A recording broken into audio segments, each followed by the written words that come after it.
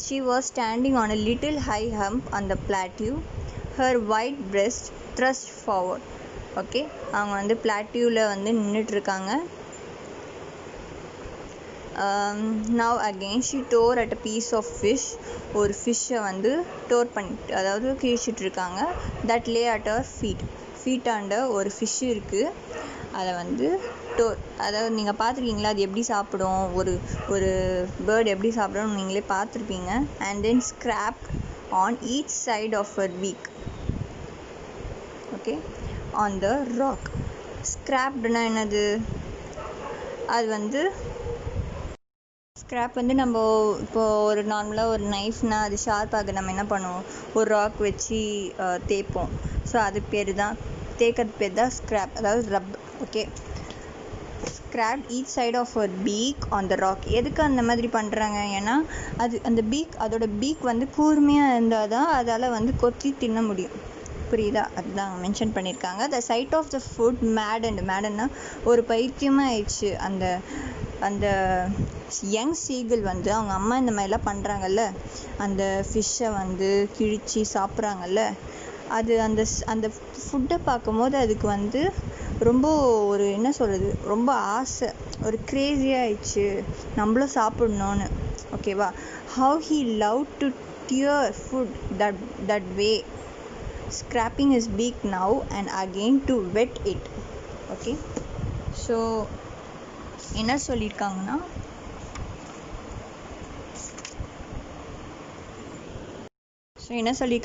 Wet it.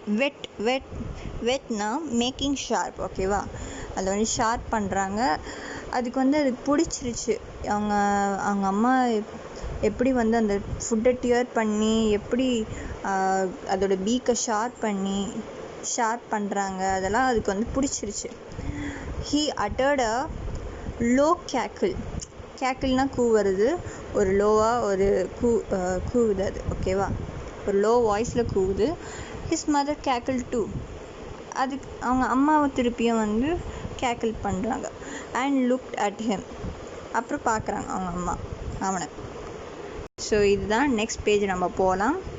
So இதுதான் preening ஒன்றுமே இல்லை, அந்த ஃபெதர்ஸை வந்து க்ளீன் பண்ணுறது தான். அதுவே க்ளீன் பண்ணிக்கும், அந்த சீகலே வந்து க்ளீன் பண்ணிக்கும். அதாவது அவங்க ஃபாதர் வந்து க்ளீன் பண்ணிகிட்ருக்காங்க, அவங்க பிரதர் அண்ட் சிஸ்டர் வந்து தூங்கிட்டு இருக்காங்க. கடைசியில் அவங்க அம்மா தான் நோட்டீஸ் பண்ணுவாங்க. ஸ்க்ராப் வந்து நம்ம இப்போ ஒரு நார்மலாக ஒரு நைஃப்னால் அது ஷார்ப்பாக நம்ம என்ன பண்ணுவோம், ஒரு ராக் வச்சு தேய்ப்போம். ஸோ அது பேர் தான், தேய்க்கிறது பேர் தான் ஸ்க்ராப், அதாவது rub. Okay, scrape each side of ஒரு பீக் ஆன் த ராக். எதுக்கு அந்த மாதிரி பண்ணுறாங்க, ஏன்னா அது அந்த பீக், அதோட பீக் வந்து கூர்மையாக இருந்தால் தான் அதால் வந்து கொத்தி தின்ன முடியும். புரியுதா, அதுதான் மென்ஷன் பண்ணியிருக்காங்க. த சைட் ஆஃப் த ஃபுட் மேடன்னா ஒரு பைத்தியமாக ஆயிடுச்சு. அந்த யங் சீகிள் வந்து அவங்க அம்மா இந்த மாதிரிலாம் பண்ணுறாங்கல்ல, அந்த ஃபிஷ்ஷை வந்து கிழிச்சு சாப்பிட்றாங்கல்ல, அது அந்த ஃபுட்டை பார்க்கும்போது அதுக்கு வந்து ரொம்ப ஒரு என்ன சொல்கிறது, ரொம்ப ஆசை, ஒரு க்ரேஸியாக ஆயிடுச்சு, நம்மளும் சாப்பிட்ணுன்னு. ஓகேவா, how he love to tear food that way, scraping his beak now and again to wet it. Okay, so என்ன சொல்லியிருக்காங்கன்னா,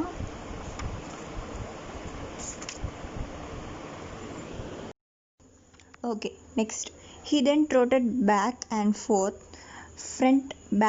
அப்படி சொல்கிறாங்க, back and forth from one end of the ledge to the other. his trottedனா ran with short steps, அதாவது கொஞ்சம் கொஞ்சமாக வச்சு ஓடுது. Okay, முன்னையும் பின்னையும் ஒரு ஒரு எண்ட் ஆஃப் த லெட்ஜ்லேருந்து இன்னொரு எண்டுக்கு போகுது. His long grey legs stepping daintily, அதாவது கேர்ஃபுல்லாக அது வந்து அந்த லாங் கிரே லெக்ஸ், அது அந்த லெக் எப்படி இருக்குன்னு மென்ஷன் பண்ணியிருக்காங்க.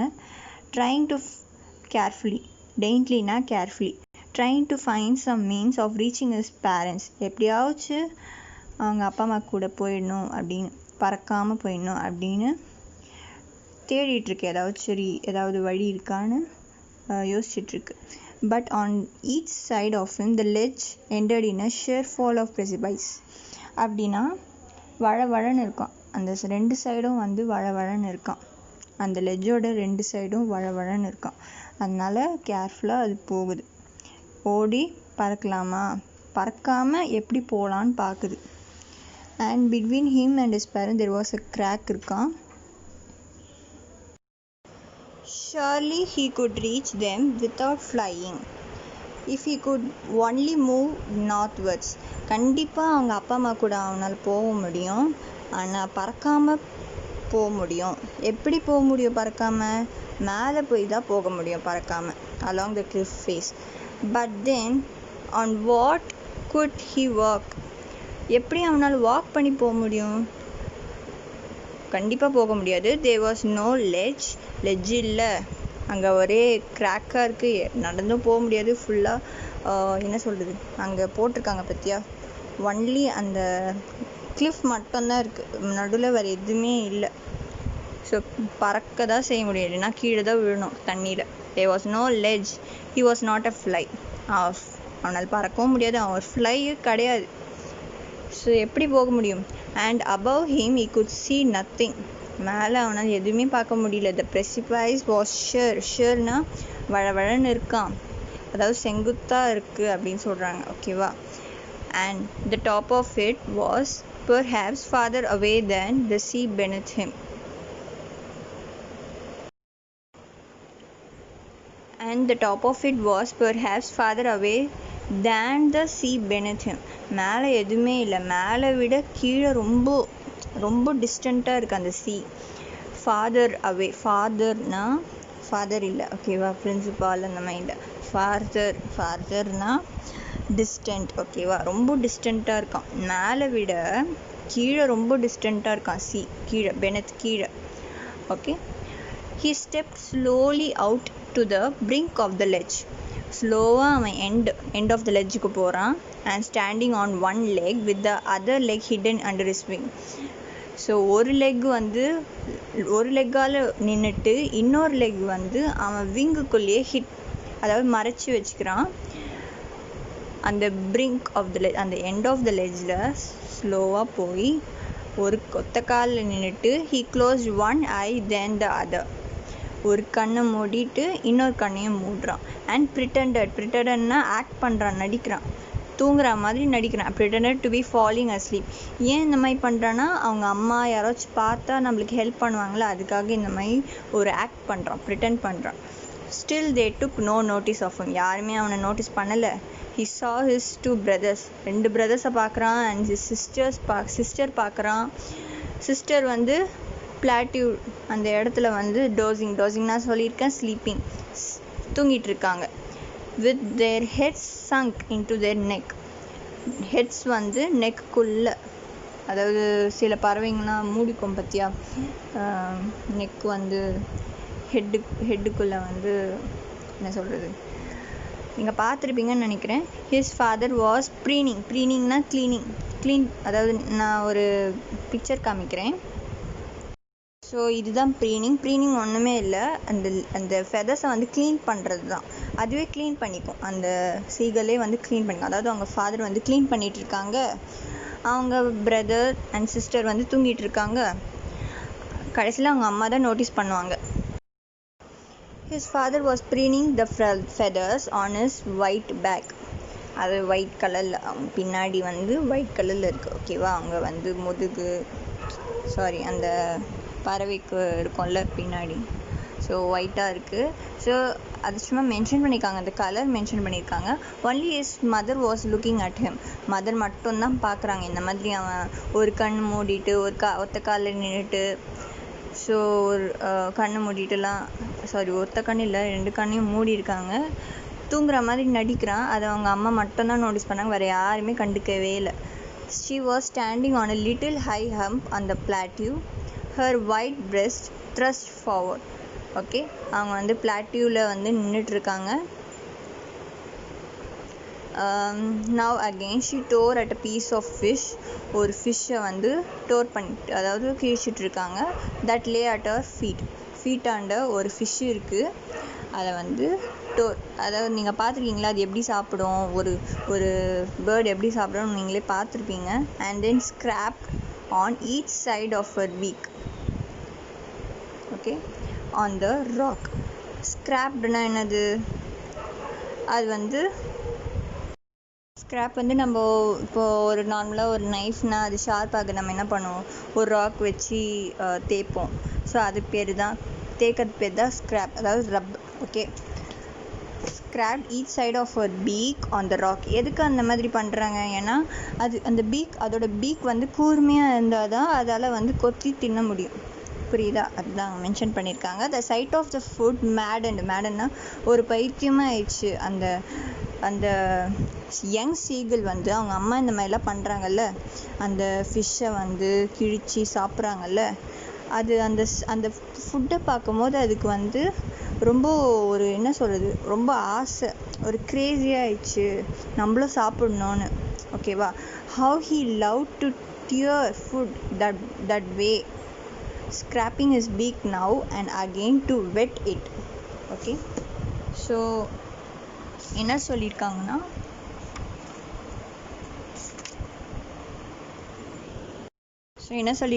வெட் இட், வெட்னா மேக்கிங் ஷார்ப். ஓகேவா? அதில் வந்து ஷார்ப் பண்ணுறாங்க. அதுக்கு வந்து அது பிடிச்சிருச்சு. அவங்க அம்மா எப்படி வந்து அந்த ஃபுட்டை டியர் பண்ணி எப்படி அதோட பீக்கை ஷார்ப் பண்ணுறாங்க, அதெல்லாம் அதுக்கு வந்து பிடிச்சிருச்சு.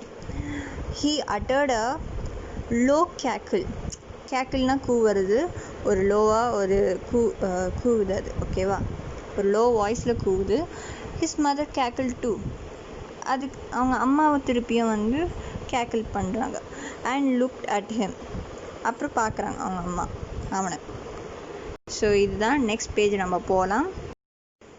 ஓகே, நெக்ஸ்ட் பேஜ் கா கா கா, அதாவது அவங்க வந்து சவுண்ட், அது போடுற சவுண்ட் வந்து அவங்க எக்ஸ்பிளைன் பண்ணியிருக்காங்க அது எப்படி பண்ணுச்சு அப்படின்னு. அது வந்து அழுவுது, அதாவது யங் சீகிள் வந்து அழுவுது. Begging her to bring him over some food, அது வந்து பெக் பண்ணுது, அதாவது ரொம்ப பாவமாக கருணையாக வந்து பெக் பண்ணுது, கொஞ்சம் ஃபுட்டு தாமா அப்படின்னு அவங்க அம்மா கிட்ட கேட்குது. அவங்க அம்மாவும் வந்து கத்துறாங்க, மாக்கிங்லி. ஷீ ஸ்க்ரீம்ட் பேக், திருப்பியும் கத்துறாங்க. மாக்கிங்லினா கொஞ்சம் கலாய்க்கிற மாதிரி, என்ன சொல்கிறது, டீசிங் அப்படின்னு சொல்லலாம், மாக்கிங்லி. பட் ஹீ கெப்ட் காலிங் பிளெயின்டிவ்லி, ஆனாலும் அவன் வந்து ரொம்ப பிளெயின்டிவ்லினா சேடாக வந்து கூப்பிட்றான். ஓகேவா? அவங்க அம்மாவை. After a minute, so he uttered a joyful scream. ஒரு மினிட், நெக்ஸ்ட் மினிட் என்ன ஆச்சுன்னா ரொம்ப சந்தோஷமாக கத்துறான். ஏன் கத்துறான்? His mother had picked up a piece of fish, அவங்க அம்மா வந்து ஒரு ஃபிஷ் எடுத்துகிட்டு வராங்க. ஃப்ளைங் அக்ராஸ் டு ஹிம், அவனுக்காக எடுத்துகிட்டு வராங்க பறந்துட்டு. ஹீ லீன்ட் அவுட் ஈகர்லி, ரொம்ப லீன் பண்ணுறான், அதாவது குனிஞ்சி ஈகராக ரொம்ப ஆர்வமாக லீன் பண்ணி பார்க்குறான். Tapping the rock with his feet, சும்மா நம்ம வந்து டேப் பண்ணுவோம்ல, நம்ம பாதம் வச்சு சும்மா விளையாடுறோம். ஓகேவா? Trying to get some nearer to her as she flew across. So கிட்ட வர வந்து அவங்க நினைக்கிறாங்க, அவன் கிட்ட வர பார்க்குறான் அவங்க அம்மா கிட்ட, அதாவது காட்டுவோம்ல அந்த மாதிரி. ஆஸ் ஷி ஃப்ளூ அக்ராஸ், ஆனால் அவங்க கிராஸ் பண்ணி வராங்க. But when she was just opposite to him, அவங்க வந்து அவனுக்கு ஆப்போசிட்டாக தான் இருக்காங்க.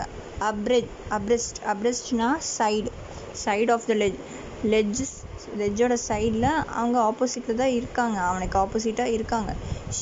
உடனே வந்து she haltedனா she stopped, her legs hanging limp, her wings motionless, அவங்க ரெக்கையெல்லாம் வந்து மோஷன், அப்படியே எதுவுமே அப்படியே அசையாமல் இருக்கிறாங்க.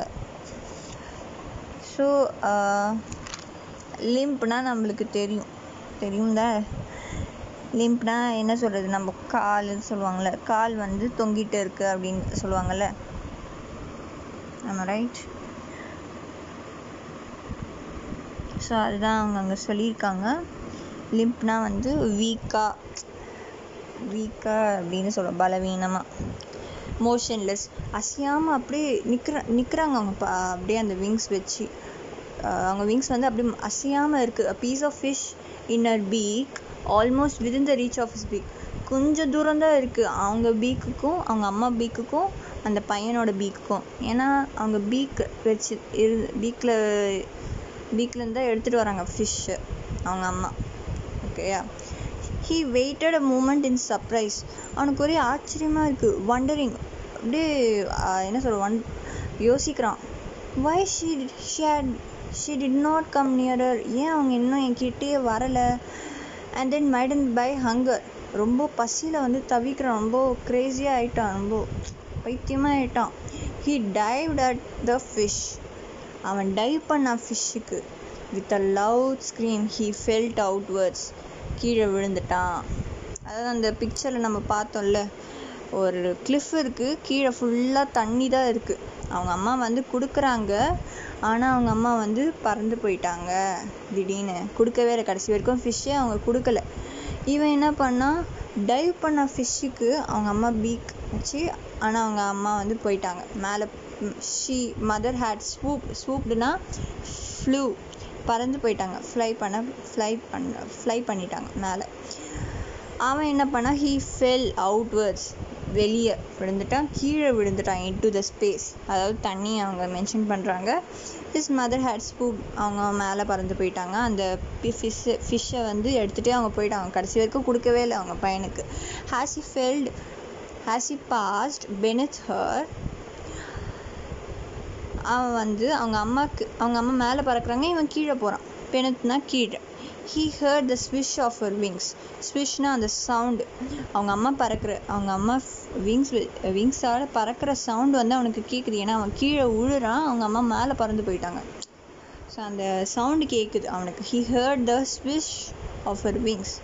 Then a monstrous terror, என்ன சொல்கிறது, மான்ஸ்ட்ரஸ்னால் நம்மளுக்கு தெரியும், ஒரு பெரிய மான்ஸ்ட்ரஸ்னால் பெரிய டெரர், ஒரு ஃபியர், பெரிய பயம் அவனுக்கு வந்து கிரிப்பை பிடிச்சிக்கிச்சு அவனுக்கு. ஏன்னா வந்து எங்கே தண்ணியில் போயிட்டு அவன் விழுந்துருவானோ அப்படின்னு ஒரு பயம் வந்துருச்சு. ஹிஸ் ஹார்ட் ஸ்டுட் ஸ்டில், அப்படியே நிற்குது அவன் ஹார்ட், படன்னு அடிக்காம அப்படியே நிற்குது, படன்னு அடிக்குது.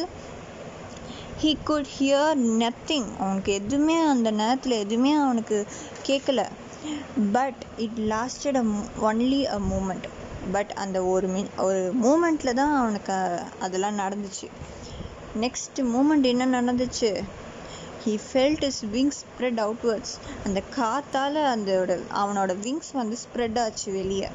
the wind rushed against his breast feathers, அந்த காற்று அடிக்கிறதுல ஃபெதர்ஸ் எல்லாம் பறக்குது அப்படின்னு அவங்க சொல்கிறாங்க. and then under his stomach and against his wings he could feel the tip of his wings cutting through the air.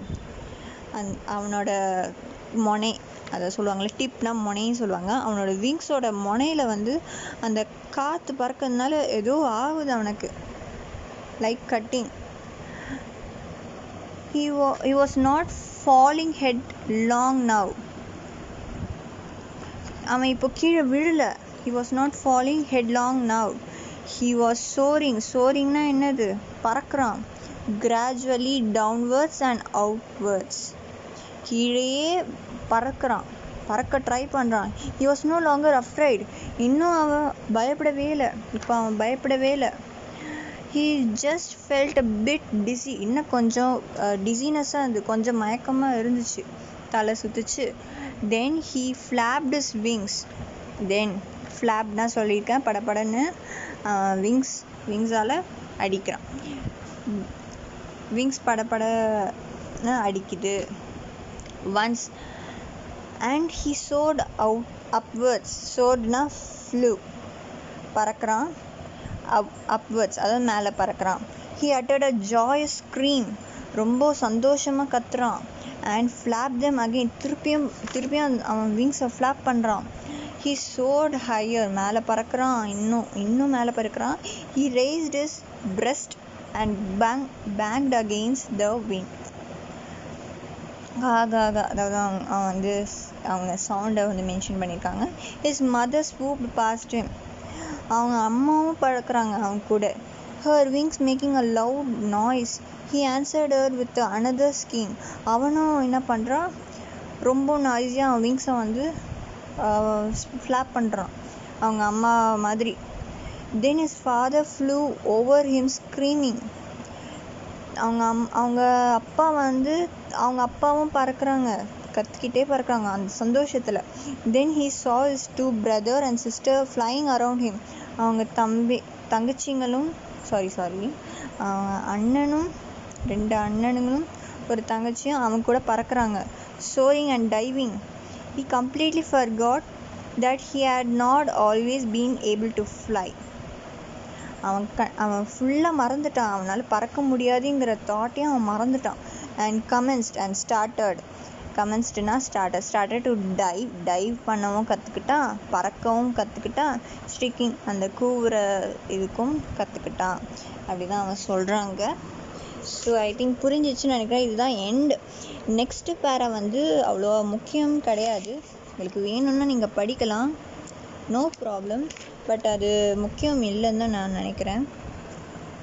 So streaking அதாவது ஒலி கொடுக்குறாங்க, ஓகேவா, அதுதான். நெக்ஸ்ட்டு பேரா வந்து ஒன்றுமே இல்லை, அது வரைக்கும் முடிஞ்சிருச்சு. நான் இப்போ சொன்ன வரைக்கும் அந்த கதையே முடிஞ்சிருச்சு. நெக்ஸ்ட்டு பேரா உங்களுக்கு வேணும்னா படிக்கலாம். அது ஒன்லி நீங்கள் அந்த மீனிங்ஸ் பார்த்தாலே போதும், ஏன்னா எந்த கொஸ்டின் ஆன்சர் அவங்க அந்த மாதிரி கேட்டதே இல்லை. ஓகே, நீங்கள் வேணும்னா இந்த லாஸ்ட் மட்டும் பார்த்துக்கோங்க. He made his first flight. ஃப்ளைட்னா என்னன்னு கேட்குறீங்க. ஆக்சுவலி ஃப்ளைனா என்னது? வேர்ப், அதாவது ஒரு செயல். அதை நம்ம வந்து நவுனாக சொல்ல முடியாது. நவுனாக சொல்லணும்னா, நவுன்னா ஒரு பெயராக சொல்லணும்னா நம்ம ஃப்ளைட்டுன்னு சொல்லணும், ஓகேவா. இப்போது ஃபார் எக்ஸாம்பிள் சீனா என்னது? பார்க்கறது, அது ஒரு செயல். அது நம்ம என்ன சொல்லுவோம்? நவுனில் சைட்டுன்னு சொல்லுவோம். அதே மாதிரி தான் இந்த மாதிரி நிறையா இருக்குது. நீங்கள் வந்து கொஞ்சம் கொலாப்ஸ் ஆகும், நீங்கள் வந்து கற்றுக்கோங்க. ஸோ ஈஸி தான் என்னை பொறுத்த வரைக்கும். உங்கள் 10th வந்து ஐ திங்க் ஈஸி தான், நம்ம ஓனாகவே எழுதலாம். பட் கொஞ்சம் அந்த கொஸ்டினுக்கு ரிலேட்டடாக நீங்கள் வந்து கரெக்டாக எழுதணும். ஸோ என்னதான் இருந்தாலும் நீங்கள் ஓனாக எழுதுறது கொஞ்சம் தெரியக்கூடாது, கொஞ்சம் புக்கில் இருக்கிற மாதிரி எழுதணும். அப்படின்னா நீங்கள் கொஞ்சம் இந்த நியூ வேர்ட்ஸ்லாம் ஆட் பண்ணி நீங்கள் வந்து போட்டிங்கன்னா, உங்கள் இங்கிலீஷில் நீங்கள் ஆட் பண்ணிங்கன்னா கொஞ்சம் மார்க் போடுவாங்க.